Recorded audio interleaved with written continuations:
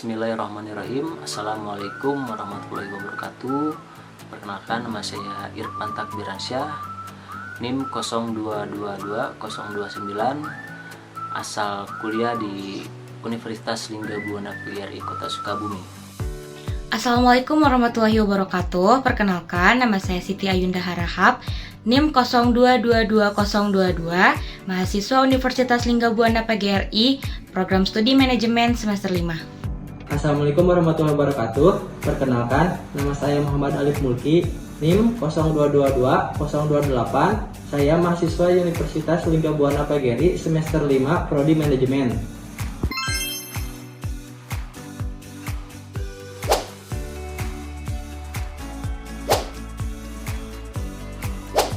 Pembahasan yang pertama adalah definisi pajak.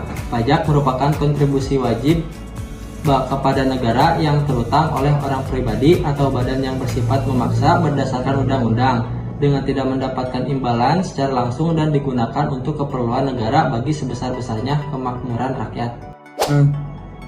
Pembahasan yang kedua ada fungsi pajak. Fungsi pajak terbagi menjadi 3. Yang pertama, fungsi penerimaan atau budgeter.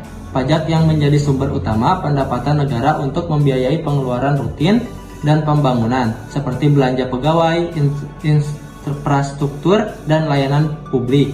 Yang kedua, fungsi mengatur atau reguleren adalah pajak berfungsi sebagai alat pengendali perekonomian dan sosial. Contohnya pengendalian konsumsi, perlindungan produk dalam negeri, dan insentif pajak. Yang ketiga adalah fungsi distribusi pendapatan. Pajak berperan dalam pemerataan pendapatan di mana dana yang terkumpul digunakan untuk program bantuan sosial seperti KIS untuk layanan dan KIP untuk pendidikan, pembangunan infrastruktur di desa untuk meningkatkan kesejahteraan masyarakat.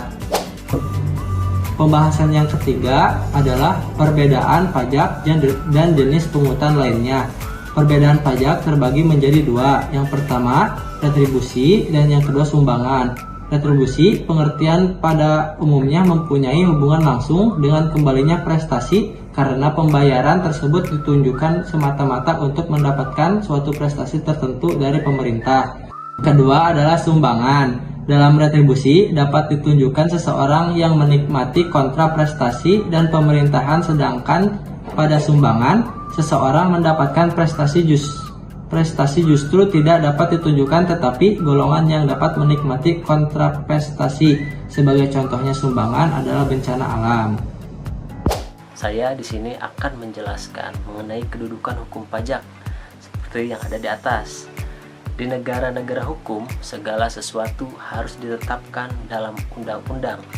Seperti halnya di negara Indonesia ini, pemungutan pajak diatur dalam pasal 23 ayat 2 Undang-Undang Dasar 1945 yang berbunyi pajak dan pemungutan yang bersifat untuk keperluan negara harus diatur dengan undang-undang. Ada beberapa hal yang perlu diperhatikan dalam penyusunan undang-undang tentang pajak, yaitu yang pertama ada pemungutan pajak yang dilakukan oleh negara dan berdasarkan undang-undang tersebut harus dijamin kelancarannya. Yang kedua, adanya jaminan hukum bagi para wajib pajak untuk tidak diperlakukan secara umum. Yang ketiga, ada jaminan hukum akan terjaganya kerahasiaan bagi para wajib pajak. Harus teman-teman ketahui, syarat pemungutan pajak tidaklah mudah untuk membebankan pajak kepada masyarakat. Bila terlalu tinggi, masyarakat enggan membayar pajak. Tapi namun bila terlalu rendah, maka pembangunan tidak akan berjalan karena dananya kurang. Agar tidak menimbulkan berbagai masalah, maka pemungutan pajak harus memenuhi persyaratan. Pemungutan pajak harus adil. Seperti halnya produk hukum, pajak mempunyai tujuan untuk menciptakan keadilan dalam hal pemungutan pajak. Adil dalam undang-undang maupun adil dalam pelaksanaannya. Di sini selanjutnya saya akan menerangkan mengenai perlawanan terhadap pajak. Bahwa kita ketahui teman-teman, mengingat betapa pentingnya peran masyarakat untuk membayar pajak. Dalam peranan ini sertanya menanggung pembiayaan negara, maka dituntut kesadaran warga negara untuk memenuhi kewajiban kenegaraan. Terlepas dari kesadaran sebagai warga negara, pada sebagian besar masyarakat tidak mematuhi kewajiban membayar pajak. Dalam hal ini demikian timbul perlawanan terhadap pajak itu sendiri. Perlawanan pasif berupa hambatan yang mempersulit pemungutan pajak dan mempunyai hubungan erat dengan struktur ekonomi. Contoh, wajib pajak dituntut untuk menghitung sendiri pendapatan netonya. Untuk itu diberlakukan adanya pembukuan, namun menghitung pendapatan neto akan sangat sulit dilakukan oleh masyarakat agraris. Selain karena pencatatan pendapatan yang akurat sulit dilakukan, mereka juga tidak mampu melakukan pembukuan sehingga pembayaran pajaknya lebih kecil daripada yang seharusnya. Yang kedua yaitu ada perlawanan aktif. Perlawanan aktif adalah semua usaha dan pembuatan yang berlangsung ditujukan kepada pemerintah. Di materi selanjutnya saya akan menerangkan mengenai hukum pajak material dan hukum pajak formal, yaitu hukum pajak mengatur hubungan antara pemerintah selaku pemungutan pajak dengan wajib pajak. Apabila diperhatikan materinya, hukum pajak dibedakan menjadi hukum pajak material, memuat norma-norma yang menerangkan keadaan, perbuatan atau peristiwa hukum yang dikenakan pajak. Siapa yang dikenakan pajak, betapa besar pajak yang dikenakan, segala sesuatu tentang timbul dan hapusnya utang pajak, dan hubungan hukum antara pemerintah dan wajib pajak. Sebagai contoh, undang-undang pajak penghasilan. Yang selanjutnya yaitu ada hukum pajak formal, memuat bentuk tata cara untuk mewujudkan hukum materi menjadi kenyataan hukum. Pajak formal ini memuat antara lain yaitu yang pertama ada tata cara penetapan utang pajak, yang kedua ada hak-hak fiskus untuk menguasai pajak mengenai keadaan, perbuatan dan peristiwa yang dapat menimbulkan utang pajak. Yang ketiga ada kewajiban wajib pajak, sebagai contoh penyelenggaraan pembuatan atau pencatatan dan hak-hak wajib pajak, mengajukan beberapa dan banding.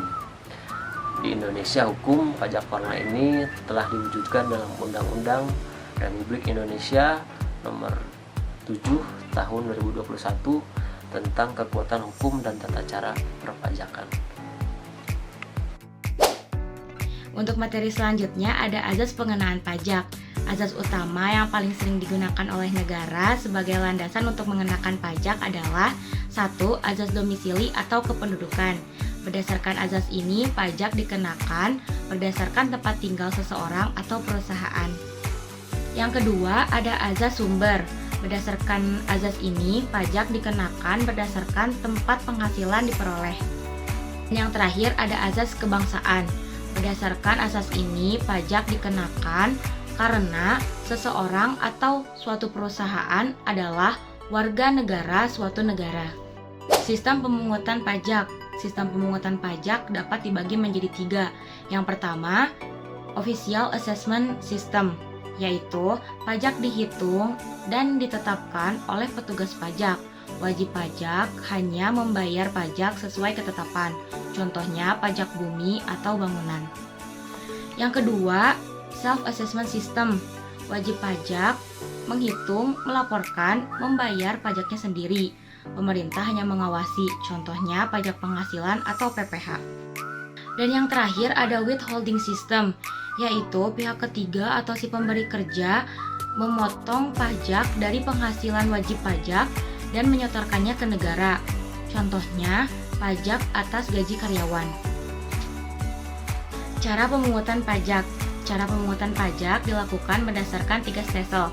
1. Stelsel nyata, yaitu pajak dihitung berdasarkan penghasilan atau kejadian yang sudah benar-benar terjadi. Contohnya PPH atau pajak penghasilan. Yang kedua, ada stelsel anggapan, yaitu pajak dihitung berdasarkan perkiraan atau asumsi. Contohnya, pajak dibayar awal tahun sesuai penghasilan yang diperkirakan. Yang terakhir, ada stelsel gabungan, yaitu gabungan antara stelsel nyata dan stelsel anggapan. Pajak dibayar awal tahun sesuai perkiraan, lalu disesuaikan dengan penghasilan yang nyata.